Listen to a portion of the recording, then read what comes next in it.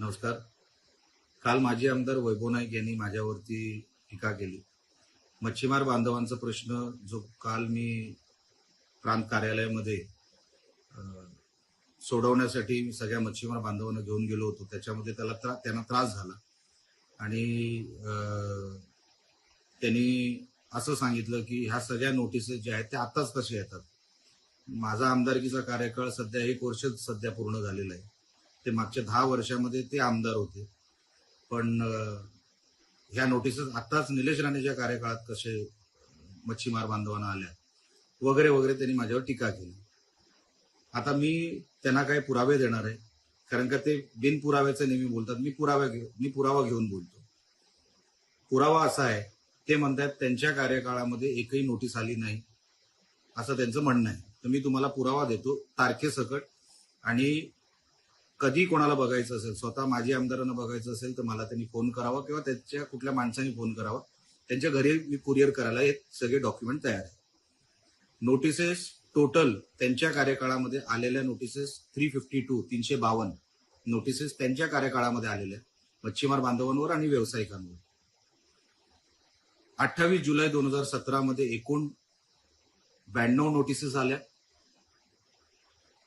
19 जानेवारी 2018 एकूण 73 नोटिसेस आल्या.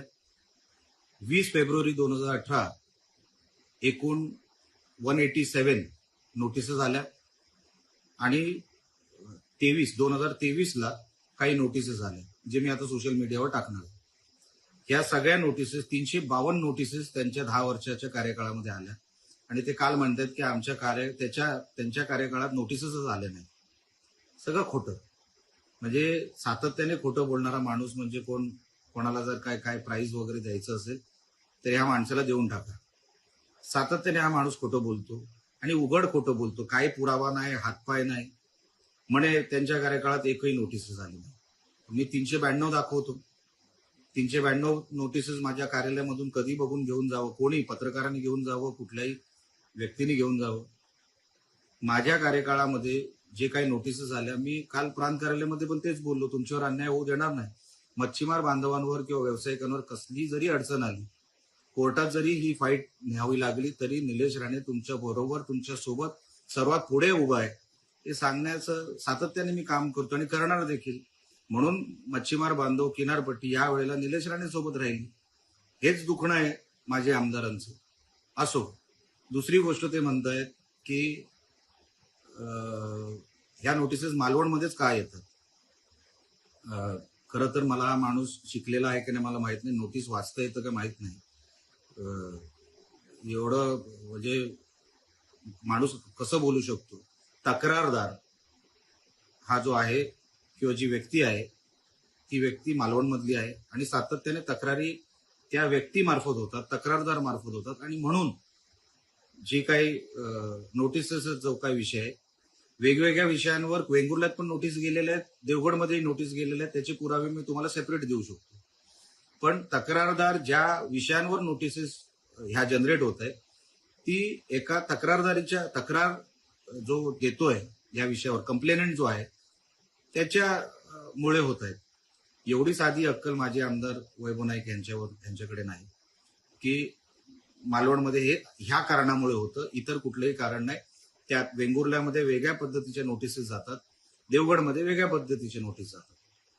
मी असेल, पालकमंत्री असतील, आम्ही दोघेही मिळून हा मार्ग कायमस्वरूपी, म्हणजे जे यांना मागच्या 10 वर्षात जमलेलं नाही ते आम्ही कायमस्वरूपी ह्याच्यामध्ये मार्ग काढणार आणि मच्छीमारांना आणि आमच्या व्यावसायिकांना त्याच्यामध्ये दिलासा मिळेल. कायमस्वरूपी असा तोडगा काढणार, असं उत्तर काढणार.